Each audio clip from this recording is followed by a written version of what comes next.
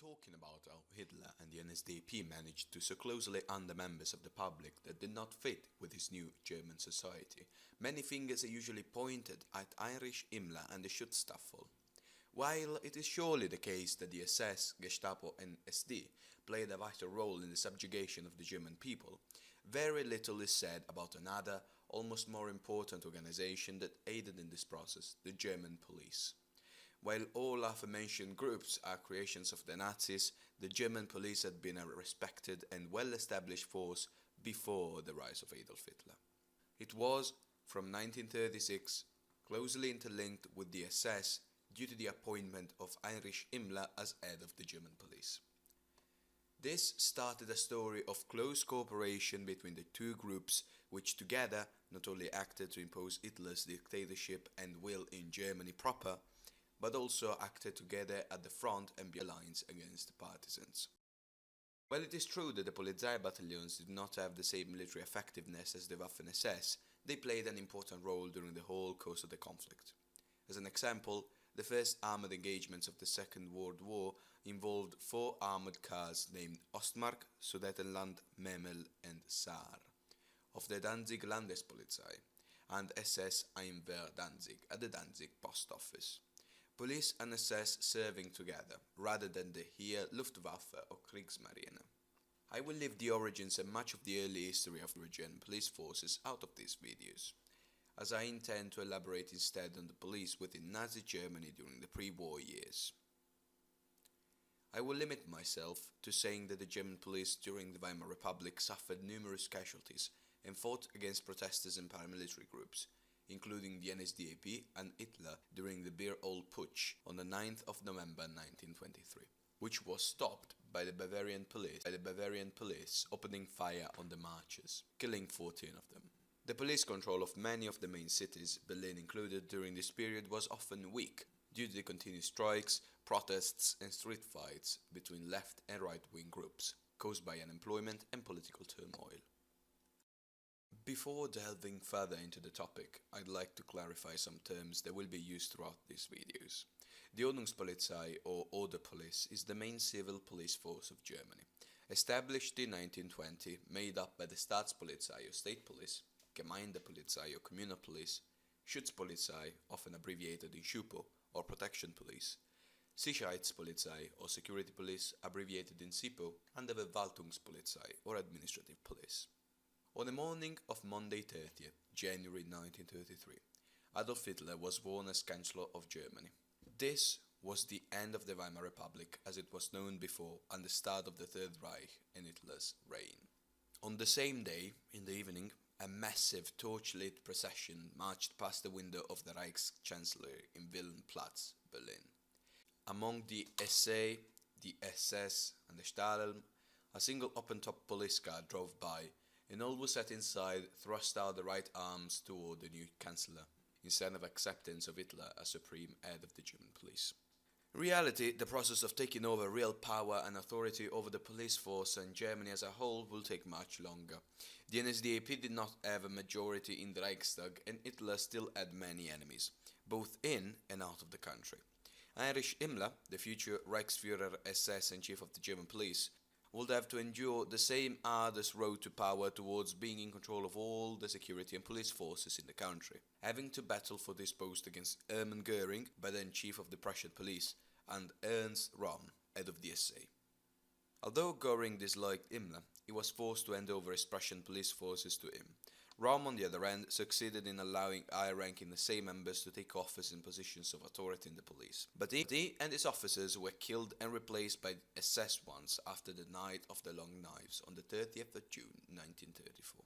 During the first years of the Third Reich, the main changes made to the police force were the Nazification, which included the purging of officers not loyal to the new regime, and the unification or federalization of the force. After the NSDAP hierarchs took over the German states, they sought to replace the most senior police officers with more trustworthy men, often taken from the ranks of the SA and SS. It then became required to find loyal insiders that could report the more reluctant and anti-Nazi police officers to be sacked and replaced. In Berlin, A number of trusted police officers, such as Captain Garski and Majors Jacobi and Becker, were transferred to the Interior Ministry and aided in the purge. Major Walter Becker was of noteworthy importance during this whole process.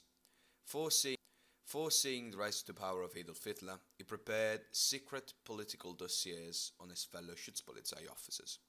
After joining the NSDAP on the 1st of November 1932, he was placed in charge of the National Socialist Fellowship of Civil Servants, or NSBAG, in Berlin. On the 5th of January 1933, he was elected chairman of the Prussian Police Officers Association. Due to his reputation as a loyal party member, as soon as Hitler became chancellor, Becker was summoned to the Interior Ministry and became the chief liaison officer between the Prussian police and the NSDAP. From the end of the World War up until March 1935, each state within Germany was responsible for the upkeep of their police forces. The protection, criminal, administrative, waterways and rural police forces were not federal, but instead organized by the various states that made up the German Reich. Even though Hitler, Himmler and many Nazi hierarchs supported police unification, it had to give way to Hitler's other ambitious political project.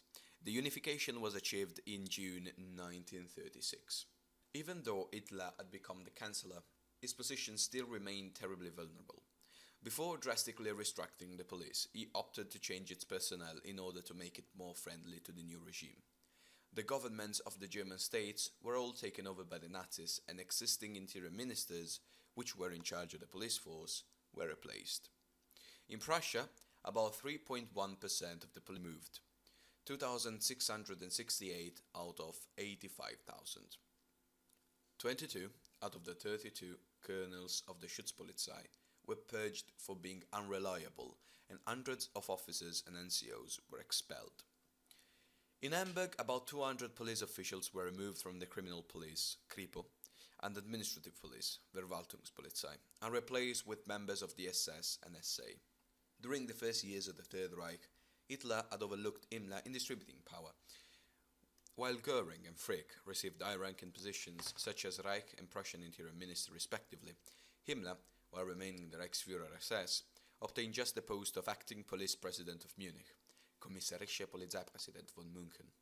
Although not being assigned a position of extreme prestige, Himmler enjoyed the complete trust of the Führer, and this allowed him to take rapid control of all political police forces in the Reich, which he succeeded in thanks to the help of Frick and by the recently appointed police chiefs in a number of other states, who enjoyed the help of Himmler's political alarm squads, or politische Bereitschaften, the predecessors of the SSVT, which, with the war approaching, will become the Waffen-SS. Göring, as Prussian Interior Minister, became also the chief of the Prussian police, and from the first day set his eyes on a reorganization scheme. As he feared concentrating too much power in the hands of a single person of agency, he approached every problem with a typical Nazi mindset of divide and conquer.